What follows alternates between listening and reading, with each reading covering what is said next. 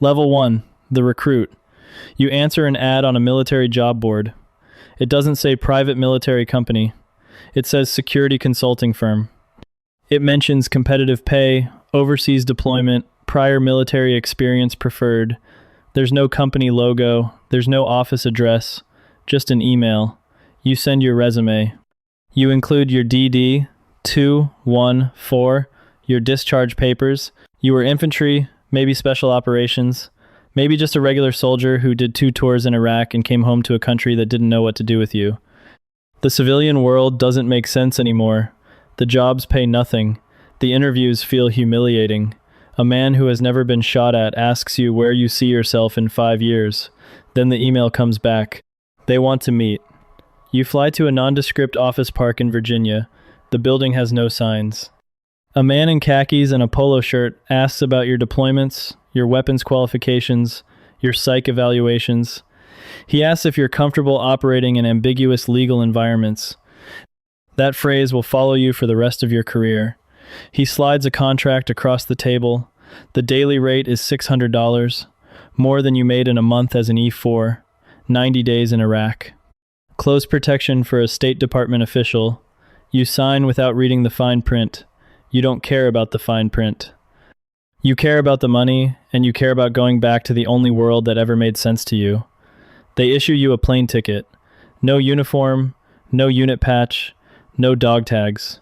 You are no longer a soldier. You are a contractor.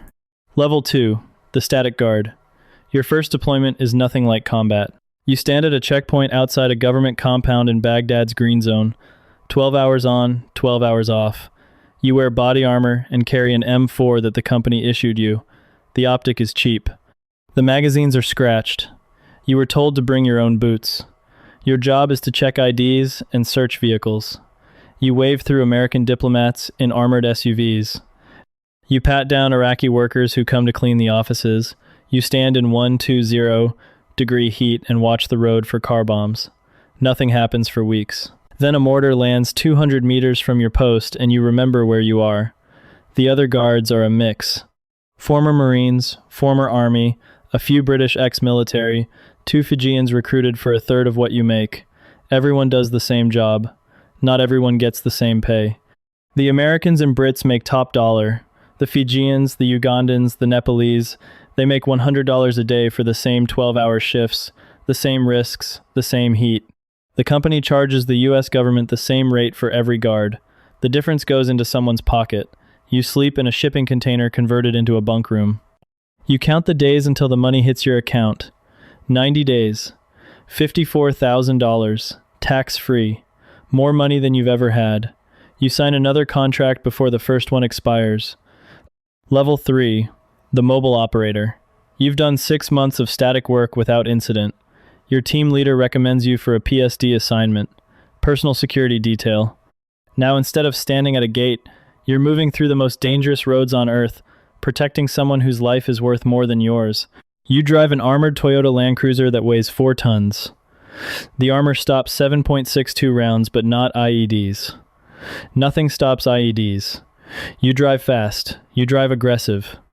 You push civilian vehicles off the road because stopping in traffic means dying in traffic. A car that pulls too close gets a warning shot into the engine block. You know every overpass, every choke point, every intersection where an ambush is likely. You vary your routes daily, never the same way twice.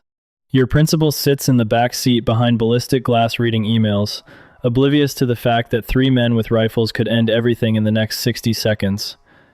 You make the run from the green zone to the airport. 12 kilometers of the most dangerous highway in the world. Route Irish, IEDs in the median, snipers on the overpasses. You've seen the aftermath of convoys that got hit, burned out vehicles with bodies still inside. You make the drive and your hands don't shake anymore. That worries you more than the road does. The money goes up, $700 a day. You send most of it home. You don't have a home. Not really. You have a storage unit in North Carolina and a bank account that grows while you drive through kill zones, pretending this is normal. Level 4, the team leader. You run a 4-vehicle convoy now, 16 operators under your command. You plan the routes, assign positions, Brief the team before every movement. You're responsible for the principal's life and every operator on your team. You make decisions in seconds that military officers deliberate over for hours. There's no chain of command to call. There's no quick reaction force. If your convoy gets hit, you fight through it or you die. You've been in 3 engagements in the last year. The first was an IED that flipped your trail vehicle. 2 men wounded. You pulled them out under fire. The second was a complex ambush on a bridge. Your gunners returned fire while you accelerated through the kill zone.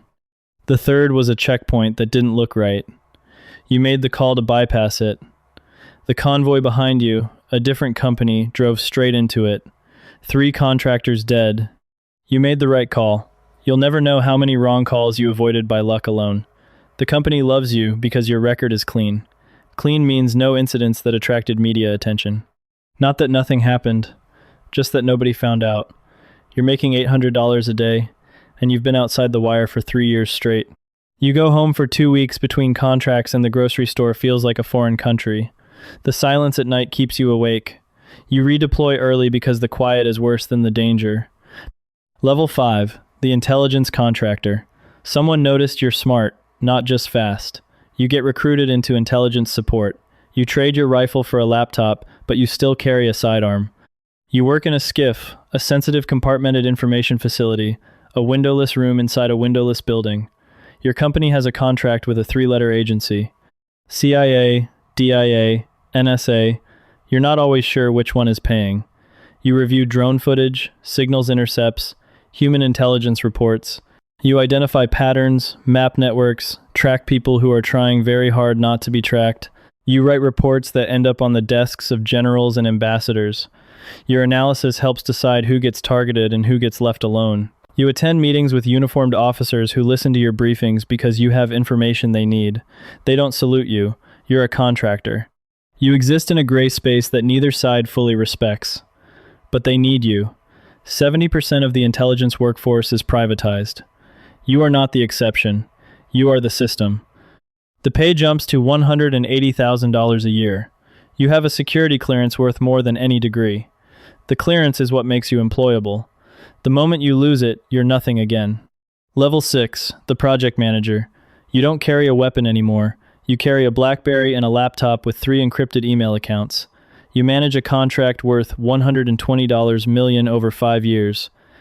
Your company provides security for every American diplomatic facility in a West African country. 200 guards, 50 vehicles, 3 operating bases.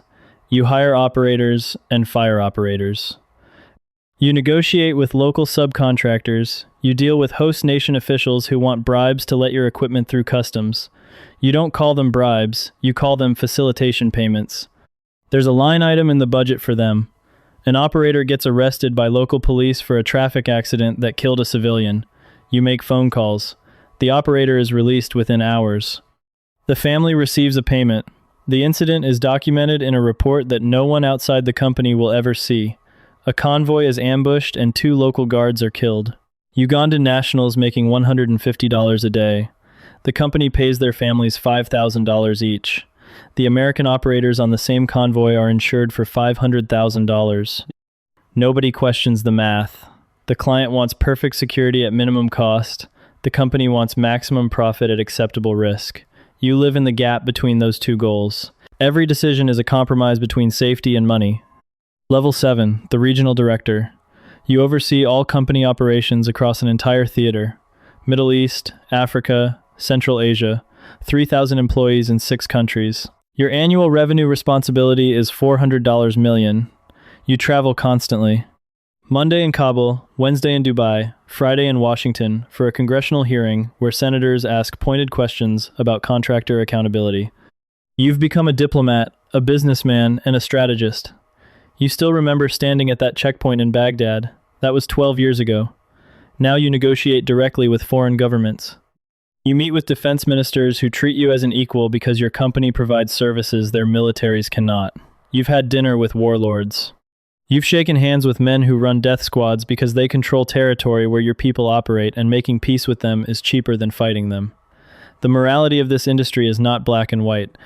It's not even gray. It's a color that doesn't have a name.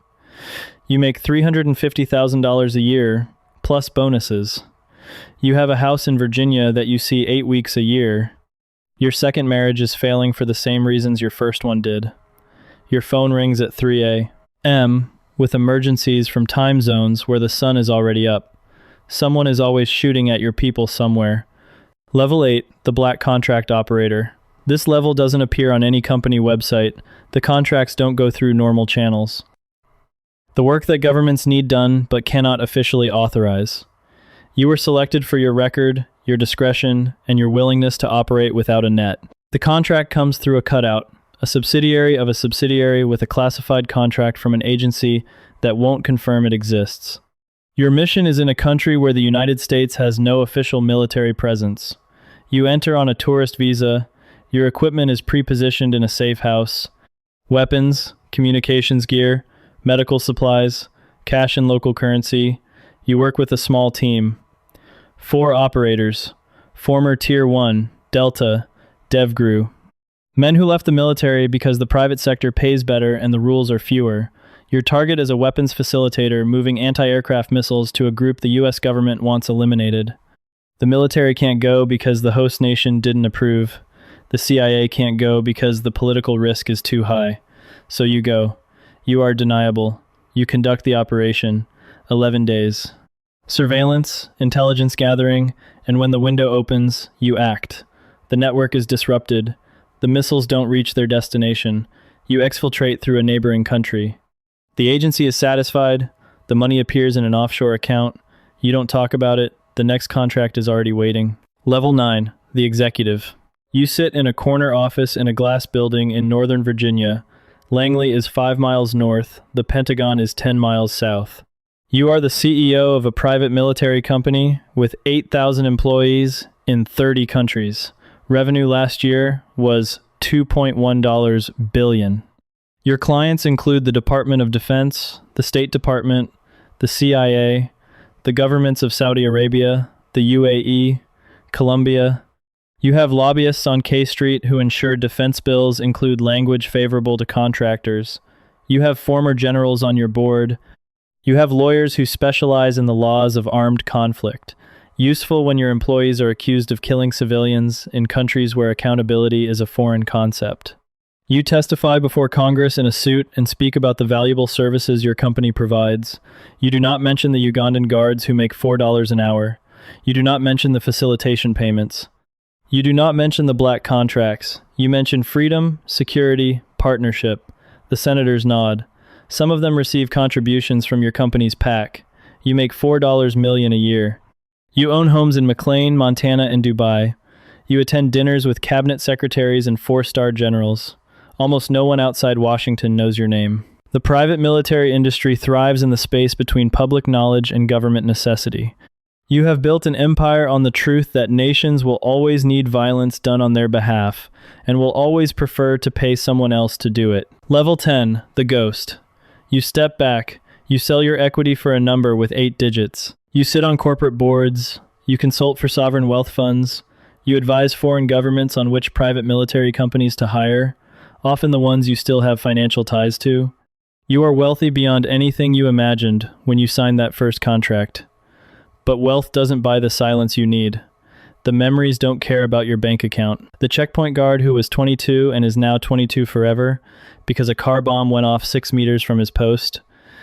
The Ugandan guard who bled out on a dirt road in South Sudan while the medevac was diverted to pick up an American with a broken ankle.